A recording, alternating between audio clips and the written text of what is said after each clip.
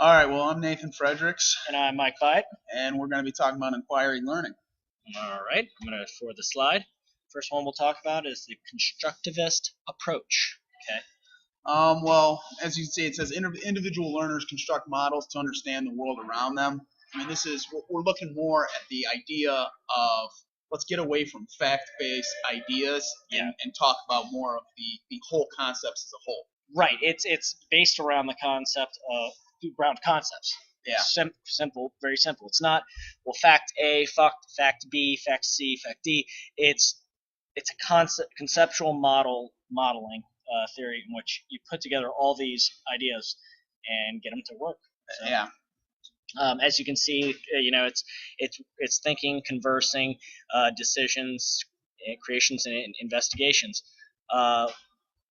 As you can see, it says learning occurs not as students take in knowledge, but they build up meaning on the basis of experience. So, go ahead. Yeah, we're seeing as we mentioned before that it's not about the facts. We can go through textbooks and always grab facts, and they'll always be there. So I guess we really need our kids nowadays to start thinking big picture. How does this affect us? How does this affect what we're learning? And we need them to take risks and not worry about, did I get this right? Did I get this date right? Or anything like that.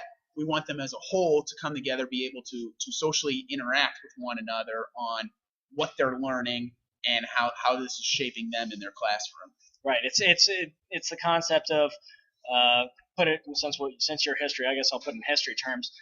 It's not Rome fell in 476 A.D. It's Gibbon's why did Rome fall. So it's taking a look at the process and putting it into the intellectual life around us. Yeah, I guess the best thing, a quote from one of my history teachers always said is, historians don't debate what happened, they debate how it happened, why it happened. And these are the big questions we want our students to be able to answer or at least explore to some extent. Right, and the thing talking about exploring is, we want them, you're talking about historians discussing this.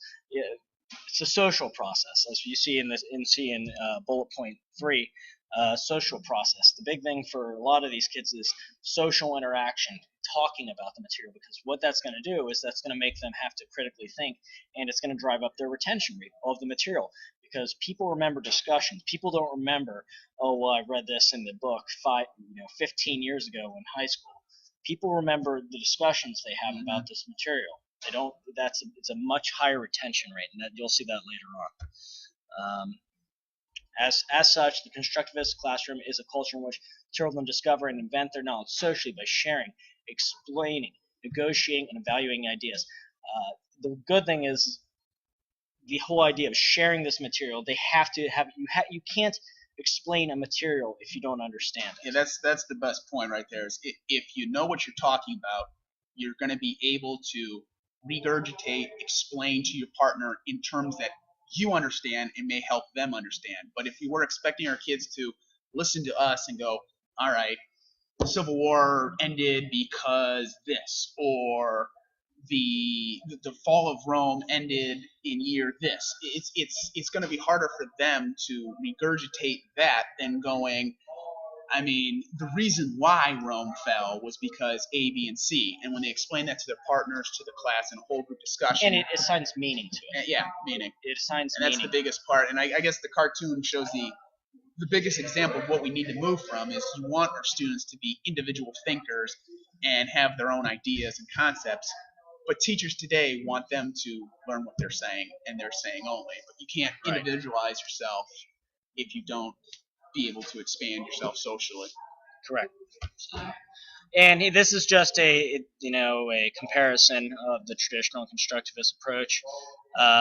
You can see very clearly. There's not a whole lot to discuss on this. Knowledge is constructed by individuals, often in a social context, and I think that's really important. Coming back to that, we can only learn when we make meaning or sense of the task at hand. Again, pretty straightforward. So you can see the differences. They're right there. That's not a whole lot to cover on that. So now going on to inquiry learning, talking about the scientific process.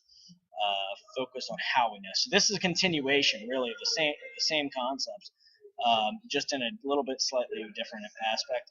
You know, so we want them to be able to explain this material, but we want them to, how do we know this is the facts? How do we know this? What is the evidence?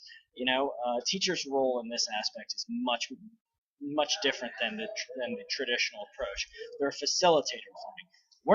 We're not spoon feeding the students the material. We want them to go out and find it for themselves. Yeah, I mean, in the best case scenario, I mean, to dumb it down, I guess, is they're the investigator. You give them guidelines, and they go find it. They go find the answer. As Michael said, he's a science teacher, so I guess the best example is, how do you know there is gravity? Well, let's go outside and drop something, and then explain it from that of how we got the concept of gravity and why we know there is such a thing as gravity. And in these, as the quote says, inquiry is something that students do, not something that is done to them. And that's what we wanted to focus on with what learning about inquiry learning is. We need these students. We know it. We need them to know what we know and give them the opportunities.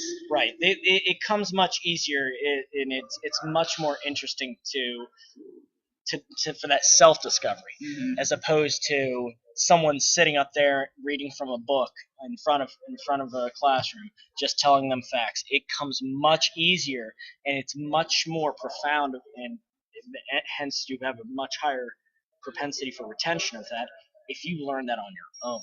If you learn that material, that's going to be much more important. You're going to assign a much higher value to that material.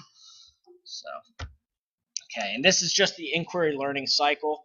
Okay, it talks about engaging, exploring, explaining, extending, and at all stages we want to evaluate this. That's something big. The teacher helps them evaluate, this material. You want to, in the engaging process, we want to create and generate curiosity in the topic.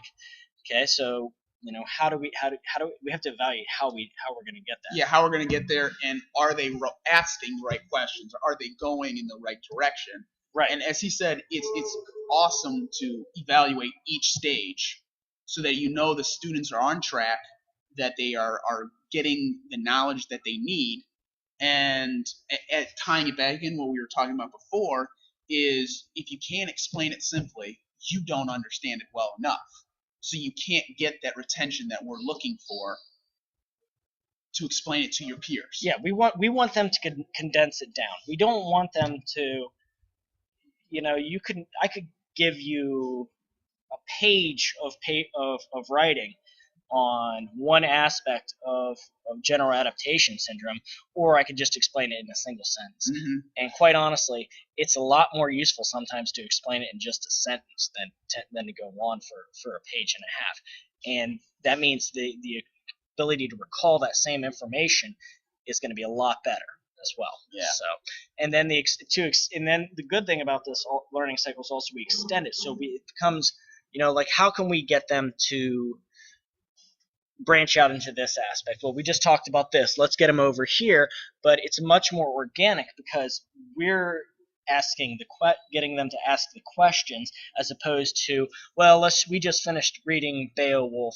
How about we go on to Hamlet? And to make a point off of that is, when you're having them ask the questions and find the answers, they're more attached. They have more emotional connection because they're wanting to explore this aspect. It might not be exactly what you want, but it's getting them into that direction of learning the big picture concept. And if they're engaged and emotionally connected to that subject matter, they're going to put a lot more effort and have more of a retention rate with that emotional connection. Exactly. So now here's some of the advantages and disadvantages. It's pretty straightforward as far as that. You guys can read it on your own. One of the big drawbacks is teachers may say, well, it requires much more class time. And, what does this have to do with standardized testing? I got to teach for the test. Well, quite honestly, going to the next slide, this is why right here. This is the greatest example, and we see it. We're taught this year after year in educational courses, but teachers still do not use these type of practices. And as we see, 50, 75, 90% of retention rate compared to 30 even at demonstration, and the lowest spectrum of lecture, which every teacher is. I mean, we're all accused of this. We all do this some point, and we have to do this just so they get the basis of knowledge.